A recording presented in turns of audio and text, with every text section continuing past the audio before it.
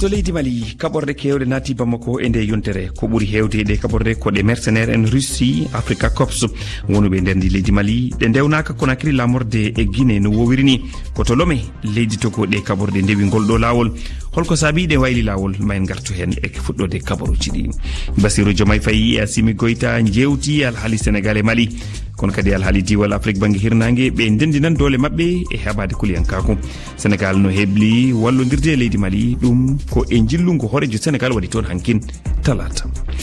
To Guinée kam loriɓe wargoji 27 septembre 2009 beltaki ɓe noddi laamu renaɓe hayso tawi ɓe jaaɓi pellital sariya ɗum ko caggal nde sariya Guinée yamiri accitugol bienveni lama konunkoɓe namen konunke tumanoɗe e alhaali wargoji 28 septembre yidde mabɓe koɓe jooɓe fodde mabɓe ma en keɗo goto e mabɓe tedduɓe. Bisimilla moon.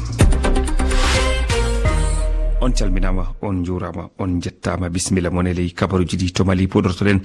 aset faltiɗo kaake na mbiyen alaji kaɓorɗe kewɗi naati Bamako lamorde leydi ndi ko ɓuuri hewde majji ko kaake kaɓorɗe mercenaire en Russie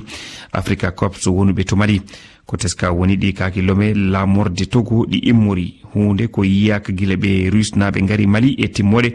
hitande ñaɗire nogasi go kaake konuɗi Mali e ɗi mercenaire en Russie foof Conakry lamorde Guinée ƴaɓɓortono na mbiyen ndewranno hakkunde Conakry e Bamako ko kilométre uji 990 tawene hakkunde Lomé e Bamako ko kilométre uji ujunere 706 lamdal ngal woni ko saabi ɗi ƴaɓɓoraki Conakry jonin kireɗen Oumar Mamadou Sow. Ko ardiɓe Guinée ngoni ɓe jaɓani laana ndiyam kaɗen kaake kaɓorɗe ngoni e muɗum tacce Conakry ko ni wi en kertaniɗo ndenago goto e wi makko ko geɗe ɗiɗi ardiɓe Guinée ɓe calori ɗum goo ko huldi woto jihadiyankoɓe wadde janguji fewde leydi mabɓe ndi saabi noon jaɓugol ɗen kaake kaɓorɗe e kala saaha ina tacce Guinée ɗiɗaɓel ngel ko huldi jukkoje leydi adunaru nde tawno laana ndiyam ka kaake kaɓorɗe Africa Corps gonno e muɗum noddirteke Mikhail Brezhnev ete jeyaka e ko noddirte flotte fantôme russe nden laaɗi no toɗɗa e jukkoje Amérique e Europe wadde noon leydi ndi fonde selani gollide e ɗe laaɗi ndi heɓa jukkoje ɗe leydi ɗe kaɓorɗe caggal ne jippina Lomé ƴaɓɓori Burkina Faso ɗe jaɓɓama asawere ƴaɓɓine nde to Bamako caggal dondu ko ɓuri kilométre uji ujunere temedde jeetati